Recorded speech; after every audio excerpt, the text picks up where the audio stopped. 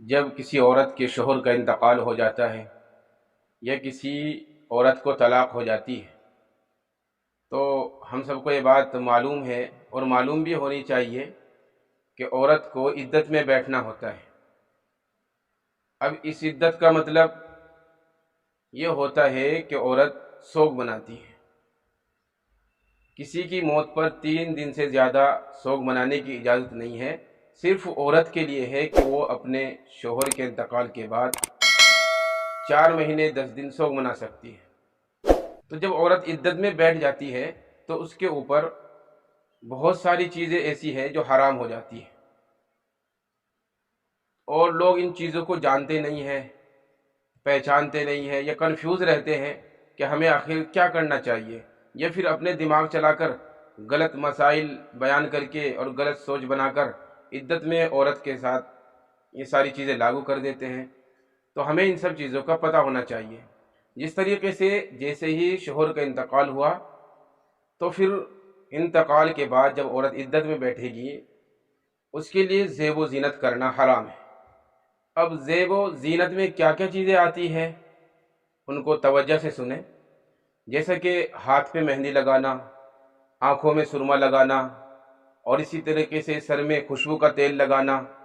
اور اسی طریقے سے عورت ایسے کپڑے پہننا جس سے زیب و زینت اختیار ہوتی ہو۔ ایسے کپڑے، بھڑکیلے کپڑے پہننا، رنگین کپڑے پہننا، نیا کپڑا پہننا، اور بالوں میں کنگھی کرنا، سر میں تیل لگانا، اسی طریقے سے اور بھی بہت ساری چیزیں ہوتی ہیں جو عورت کے اوپر حرام ہو جاتی ہیں۔ گھر سے باہر نہیں جا سکتی، اور خوشی یا غم کے موقع پر کہیں نہیں جا سکتی، کسی کی منگنی یا شادی میں شرکت نہیں کر سکتی، کسی خوشی یا غمی کے موقع پر شرکت نہیں کر سکتی۔ تو یہ ساری چیزیں عورت کے اوپر ممنوع ہو جاتی ہیں، اور کپڑے کے اندر جو سادہ کپڑا ہوتا ہے اس کو پہننا چاہیے۔ اگر کسی عورت کے پاس رنگین کپڑا ہے لیکن اس سے زیب و زینت نہیں جھلکتی،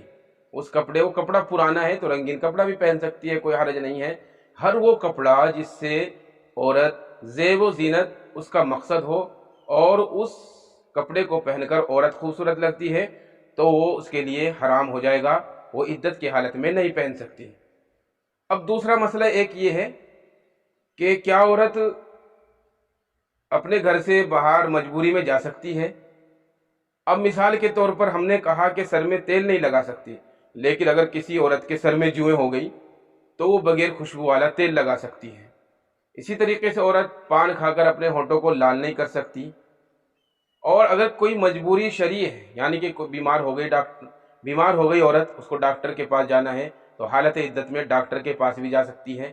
اور جو عدت والی عورت ہوتی ہے وہ اپنے کام کاج سب کر سکتی ہے، اپنے گھر کی 4 دیواری میں کہیں بھی رہ سکتی ہے۔ اور ایک غلط رسم ہمارے معاشرے میں یہ بھی ہے کہ جب عدت ختم ہو جاتی ہے، عورت کی عدت ختم ہو جاتی ہے تو ایک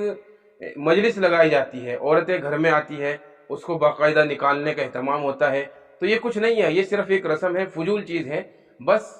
عدت ختم ہونے کا مطلب یہ ہوگا کہ جیسے ہی عورت کے دن پورے ہو گئے اور عورت کی عدت ختم ہو جائے گی، دن پورے ہوتے ہی تو جو عورت کے اوپر حرام چیزیں تھی اب وہ حلال ہو جائے گی۔ بس عدت پورا ہونے کا مطلب یہ ہے۔ اس کے علاوہ عورتوں کا اکٹھا ہونا یا اس کو نئے کپڑے پہنا کر کہیں اور لے جانا یا اس کے مائکے لے جانا یا گھر لے جانا، تو یہ ساری چیزیں بالکل غلط ہیں، ان چیزوں سے بچنا چاہیے۔ بس جیسے ہی عورت کے دن پورے ہو جائے، آپ تحقیق کر کے معلوم کر کے کسی علماء کرام سے پوچھ کے، جیسے ہی عورت کے دن ختم ہو گئے عدت کے، تو اب اس عورت کے اوپر جو زیب و زینت کرنا حرام تھا وہ بالکل حلال ہو جائے گا۔ نیا کپڑا پہن سکتی ہے، سرما لگا سکتی ہے، اسی طریقے سے خوشبو لگا سکتی ہے، سب کچھ کر سکتی ہے، مہندی لگا سکتی ہے، اور جائز جو جگہ ہوتی ہے وہاں پر بھی جا سکتی ہے، اور شادی بیاہ میں بھی شرکت کر سکتی ہے۔ اور بھی اس طرح کے جو مسائل ہوتے ہیں شرعی اعتبار سے، زندگی کی کسی بھی حصے سے ہو، کسی بھی چیز سے تعلق رکھتے ہو، تو وہ آپ لوگ ہم سے بھی کمنٹ کے ذریعے پوچھ سکتے ہیں، اور جس سے چاہے پوچھ سکتے ہیں، لیکن بغیر پوچھے اپنی زندگی کو نہ گزارے، کسی مسائل کا جواب اپنے دماغ سے نہ نکالے، جب تک کسی چیز کی تحقیق نہ ہو جائے اس کو آگے شیئر نہ کرے، آگے نہ پہنچائے۔